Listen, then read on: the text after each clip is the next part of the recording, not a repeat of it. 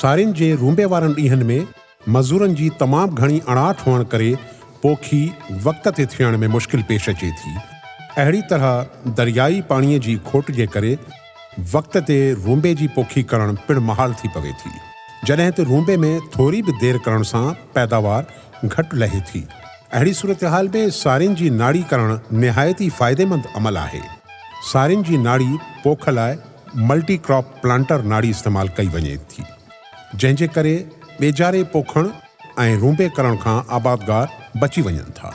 सारियुनि जी नाड़ीअ रस्ते पोखी करण सां रूंबे करण ऐं ॿेजारे पोखण जो ख़र्च बि नथो करणो पवे। अहिड़ीअ तरह सारियुनि जी नाड़ी करण जे करे पाणीअ जी तमामु घणी बचत थिए थी।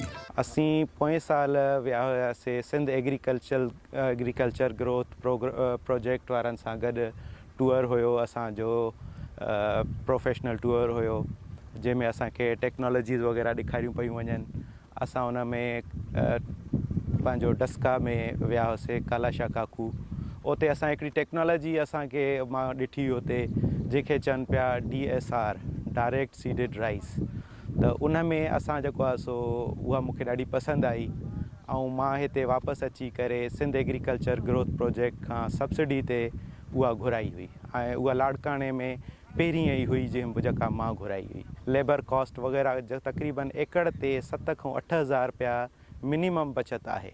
आम सारियुनि जी पोखीअ में ॿेजारे खे ॿारियुनि मां कढी रूंबो करण दौरान कुझु ॿूटनि जूं पाड़ूं पिणु ख़राब थियण करे नथियूं फुटनि ऐं सारियुनि जो फोटहिड़ो हिकु जहिड़ो नथो थिए, जॾहिं त सारियुनि जी नाड़ी पोख में इहो मसइलो आबादगारनि खे दरपेश नथो अचे। सारियुनि जी नाड़ी पोख लाइ ज़मीन जी तयारी, ज़मीन जेका ॿूटे खे ज़रूरी जुज़ा मुहैया करे थी, उनखे अहिड़ीअ रीति तयारु कजे जीअं ॿूटे जूं पाड़ूं आसानी सां वधी सघनि। ज़मीन ढगनि ज़रिए तयारु करणी हुजे त 3 खां 4 ख़ुश्की जा हर ॾियणु घुरिजनि, पर जेकॾहिं ट्रैक्टर इस्तेमालु करणो आहे त पोइ राजा हर ज़रिए हर ॾिजनि। जेकॾहिं ज़मीन में सिम जो मसइलो हुजे त उते ऊन्हा हर न ॾियणु घुरिजनि। हर ॾियण बाद ज़मीन खे कुझु वक़्तु खुलियल छॾिजे। उन खां पोइ 2 हर कल्टीवेटर जा या 1 हर भितर भञण वारे हर यानी रोटावेटर जो ॾेई ज़मीन खे पोखीअ लाइ तयारु कजे। ज़मीन खे लेवल करण जे लाइ लेज़र लेवलर जो इस्तेमालु करणु घुरिजे त जीअं ज़मीन मुकमल तौरु हमवार थिए। ईअं करण सां हर हिकु ॿूटे खे हिकु जेतिरो पाणी मिले थो। सारियुनि जे फ़सुल लाइ चीकी या लटियासी ज़मीन जी चूंड कजे, जेका ज़रख़ेज़ हुजे ऐं नामियाती मादो चङी मिक़दार में रखंदी हुजे। DSR डायरेक्ट सीडिंग राइस यानी बिना कंहिं रोंबे नर्सरी जे ही पोखे वञे थो। इहो तजुर्बो असां 2 या 3 सालनि खां हिते दोहिरायूं पिया क़ाइदेवाम एग्रीकल्चर रिसर्च इंस्टीट्यूट ते। जेका आम प्रैक्टिस हुई रोंबे वारी ऐं डायरेक्ट सीडिंग वारी, उन में असां रिज़ल्ट जेको ॾिठोसीं यील्ड पर एकड़ उहो उन खां वधीक आयो। 80 मण फी एकड़ जे हिसाब सां 86 में असां हिन में अॻिले साल वरितो आहे ऐं हिन साल बि असां उन ते अञा वधाए करे मुख़्तलिफ़ वेराइटीज़ ते DSR जे लॻायो आहे। ॿिज जो मिक़दार ऐं ॿिज पोखणु। सारियुनि जी ख़ुश्कीअ में पोखीअ लाइ तयारु ख़ुश्क ज़मीन में सारियुनि जो निज ऐं सिहतमंद ॿिज 20 किलोग्राम फी एकड़ जे हिसाब सां नाड़ी करणु घुरिजे। नाड़ी करण वक़्तु 2 कतारुनि जे विच में 20-25 सेंटीमीटर मुफ़ासिलो रखण सां बहितर पैदावार हासिल थींदी। नाड़ी ट्रैक्टर वसीले सारियुनि वारी नाड़ी ज़रिए करे सघिजे थी। जेकॾहिं किन सबबनि करे नाड़ी करणु मुमकिन न हुजे त तयारु ज़मीन में 1 करो ॿिज छटे ज़मीन में हल्के हर ज़रिए मिलाए छॾणु घुरिजे।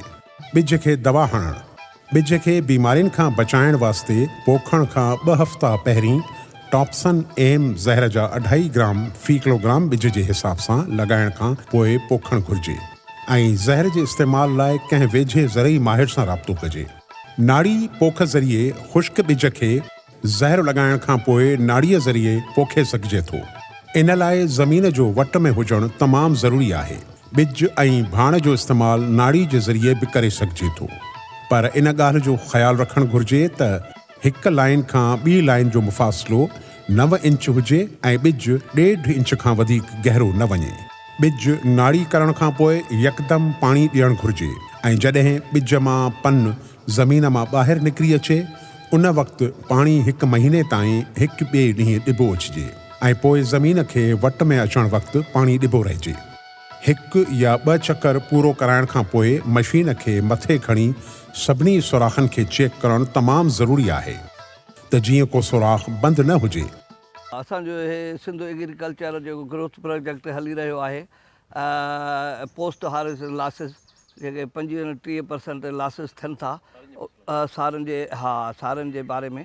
सो उनजो असांजो हे प्रोजेक्ट हलंदो जंहिंमें असां इहे इम्प्लीमेंट्स बि ॾेई रहिया आहियूं, जंहिंमें असां 3 इम्प्लीमेंट्स था ॾियूं, रोटावेटर, ज़ीरो टिलेज ऐं थ्रेशर, असांखे चवां पेडी थ्रेशर। सो माशाल्लाह इन्हनि जो रिज़ल्ट सुठो आयो आहे। ॿियो DSR जेके असांजा मुख़्तलिफ़ जॻहनि ते डेमॉन्स्ट्रेशन प्लांट तव्हां ॾिसी बि आहियो, माशाल्लाह सुठा थिया आहिनि। गुज़र साल बि असां हिते पोखिया हुआसीं। एहतियाती तदबीरूं: नाड़ी करण वक़्तु ॿिज 1.5 इंच खां वधीक हेठि न वञे, जंहिं लाइ मशीन जी सेटिंग कजे। 5 खां 7 ॾींहंनि में ॿिज फुटी ईंदो। जेकॾहिं ॿिज जो फोटेड़ो घटि हुजे ऐं ज़मीन ख़ुश्क थी वञे त उन सूरत में हल्को पाणी ॾियणु घुरिजे। नाड़ी ऐं छट वारी पोख में शुरूआत में ई तकड़ा पाणी ॾिबा अचिजनि त जीअं फोटेड़ो जल्द ऐं सुठो थिए। सारियुनि जी ख़ुश्क पोखीअ जा फ़ाइदा: सारियुनि जे फसल में आम तरीक़े सां इस्तेमालु थींदड़ पाणी जी भेट में 20% पाणी बचाए सघिजे थो। जीअं त हिन तरीक़े मूजिबि सारियूं सिधो संओं ॿिज रस्ते पोखजनि थियूं। इन करे ॿेजारे लाइ ॿारियूं ठाहिणु, ॿेजारो पोखणु, पटणु ऐं रोंबे ते थींदड़ ख़र्च ऐं महिनत खां बची सघिजे थो। थोरे पाणीअ ते वधीक ज़मीन आबाद करे सघिजे थी। सिम ऐं सेक जहिड़नि ख़तरनाक मसइलनि खां ज़मीन खे बचाए सघिजे थो।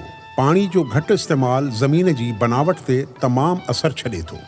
पाणीअ जो इस्तेमालु: सारियुनि जो ॿिज नाड़ी करण खां पोइ यकदम पाणी ॾियणु घुरिजे। पोखी खां पोइ गर्मीअ जी शिदत ऐं ज़मीन जे क़िस्म खे नज़र में रखंदे 3-4 ॾींहंनि जे अंदरि ॿियो पाणी ॾिजे त जीअं ॿिज जो फोटेड़ो सुठे नमूने सां थी सघे। बाक़ी पाणी उन वक़्तु ॾियणु घुरिजे जॾहिं पाणी ज़मीन जी सतह खां 15-16 सेंटीमीटर हेठि वञे या ज़मीन जो मथाछिरो ॾार ॾेई फाटी पवे। भाण जो इस्तेमालु: हिन तरीक़े सां पोखजंदड़ सारियुनि मां बहितर पैदावार हासिल करण लाइ 1 बोरी DAP, 2 बोरियूं यूरिया ऐं मुनी बोरी सल्फेट ऑफ पोटाश फ़ी एकड़ इस्तेमालु करणु घुरिजे। समूरो DAP ऐं सल्फेट ऑफ पोटाश नाड़ी करण वक़्तु इस्तेमालु करे छॾिजे। यूरिया जो 1 हिसो ॿिज फुटण खां 6 ॾींहंनि खां पोइ छट कजे। यूरिया जो ॿियो हिसो पहिरें छंड खां 15-20 ॾींहंनि खां पोइ। यूरिया जो आख़िरी वज़न फसल में डिढे वक़्तु छट करण सां बहितर पैदावार मिलंदी। ख़ासि करे कलराठी ज़मीन में ज़िंक सल्फेट ज़ेंग्रो जूं 2 थेलियूं 33% यानी 6 किलोग्राम फ़ी एकड़ रोंबे जे 15 ॾींहंनि खां पोइ छटणु घुरिजे। गंदगाह नास करणु: सारियुनि में केतिरनि ई क़िस्मनि जा गंदगाह थियनि था, जंहिंजे करे पैदावार घटि मिले थी। सारियुनि जे गंदगाह में कल्ह, कॿ, साओ, नड़गाह, नाड़ो, भंगरो, मूनो, मिर्च ॿूटी वग़ैरह थियनि था, जेके फसल जी खाद खुराक में भाङे भाइवार थियनि था।